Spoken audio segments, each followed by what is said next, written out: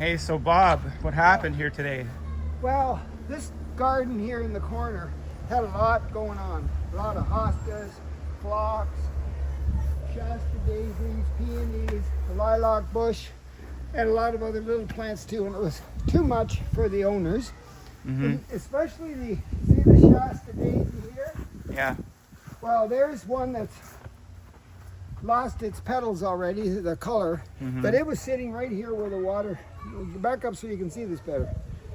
So this Shasta daisy was this high and this wide, and it blocked everything in the garden. And they didn't like that. It looked like it was just dominating the scene, so they said take it out. So we took it out, we put a little bit of it there. So you're gonna have Shasta daisy, Shasta daisy, Shasta daisy.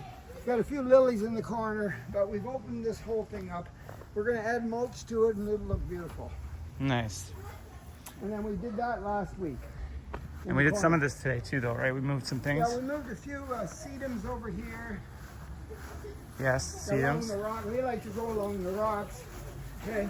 So we got some little baby hostas gonna take off there. All three of them, 1, 2, 3, 4. And these are lily of the valley. We didn't plant the lily of the valley. They were planted about 10, 15 years ago, and they were covering this whole garden. And she didn't want them taken out because her mother gave them to her. Yeah. So I said, okay, and then when she wasn't looking, I took it all out except for that patch. So we're gonna put mulch here to look great. I like the way the cut leaf maple tree sits by itself. Yeah. And adds it's the best part. What about the spurge? You said something about the spurge The spurge here. It's gonna sit here and it might grow this way. It might grow into the grass, but I doubt it because the owner cuts the grass. Yeah. And then it might go into the rocks, but it's a slow grower, and if it comes into this area, that's okay. Yeah. But we're gonna put mulch everywhere along here, and we're gonna use the hemlock mulch because it lasts longer in the garden and it doesn't attract ants, and it's softer and of nicer color. What about this rhubarb looking thing over here? It's not a rhubarb, it's another hosta. Oh. Lots of different kinds of hostas. So the reason it's going brown is because we moved it the other day. And other than that, as long as it gets the water it needs and it likes shade, it'll be just fine. And this garden has about 50 of those up by the house. And then I guess the last thing is that ground cover that we ripped out that it's like just you didn't like it, right? Right. What was it again? We don't remember it offhand, do we? Yeah, this is a kind of a... Had some kind of purpley flower on it. Yeah, it's a kind of a, what do you call Like it? an ivy-ish. Ivy, yeah, kind of a...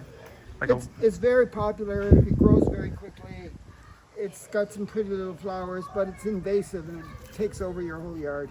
So that's going to sit there. We're going to decide next time what we're going to do with that. And what do you think, last thing about the bird bath? What do you think of that bird I think bath? the bird bath's in the perfect spot, and I think the garden looks great.